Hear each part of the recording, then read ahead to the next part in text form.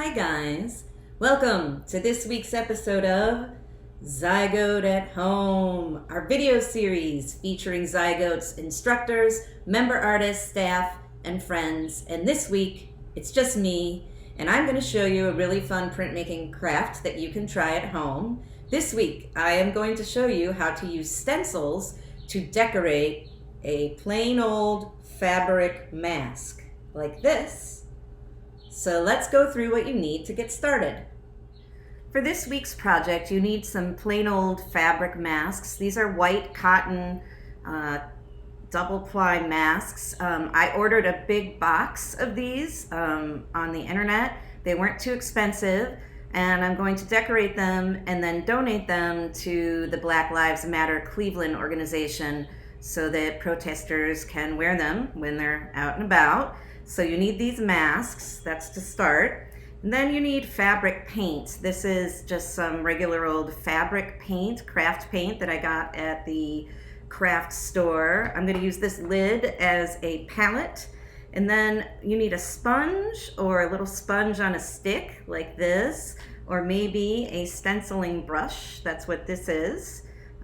You also are going to need an Exacto knife, adults only Exacto knife, a blade, because you're going to need some cardboard.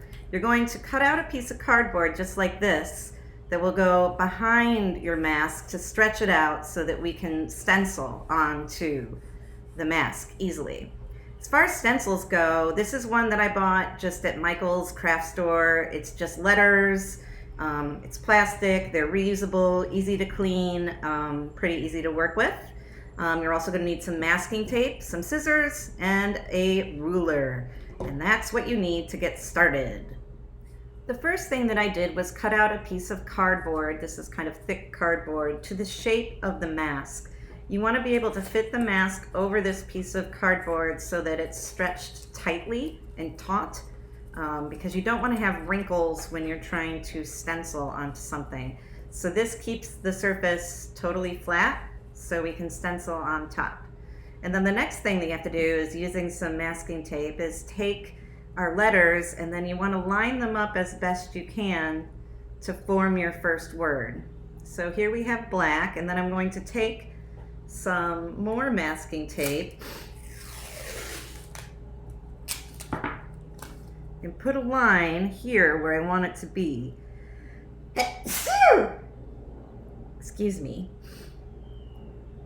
So we'll put it right about there. And now I'm going to line up my stencil, the bottom of my stencil letters, with this line so that they will appear straight. Okay, now that I've got those in place, I am going to use another piece of masking tape to press these down so they don't move.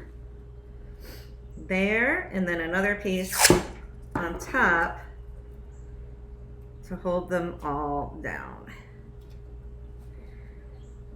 Okay, that's nice and flush with the surface.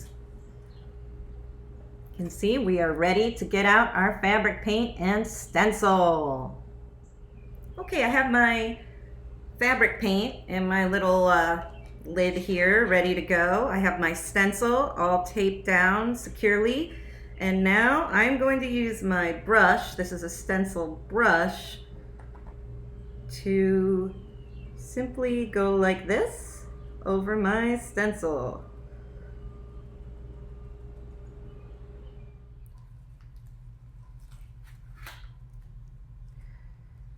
Okay, so I let it dry a little bit, and now I'm going to pull them off and see how we did. All right, it says black. Pretty good. Now I'm going to move on to the next line and do it exactly the same after I let this dry a little bit more, because I don't want it to come off when I'm doing the next line. So I'll be right back.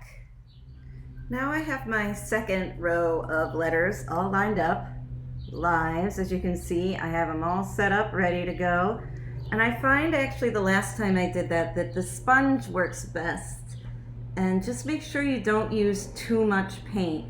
and you hold the stencil down so that it's flush with the fabric. And you want to just err on the side of caution with the amount. So you just want to put in the bare minimum because you don't want it to flood out over where the stencil is. See? Like that. Okay, well, I'm going to keep going and then I'll check back with you. Okay, I finished inking up the second line, and so now I'm going to very slowly peel these off.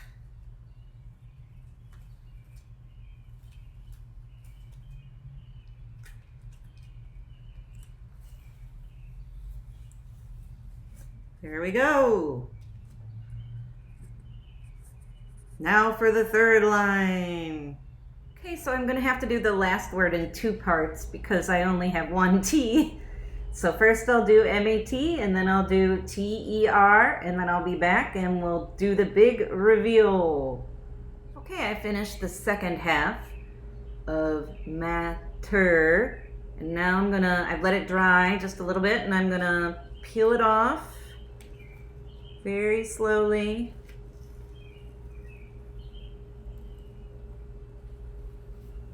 And it looks great.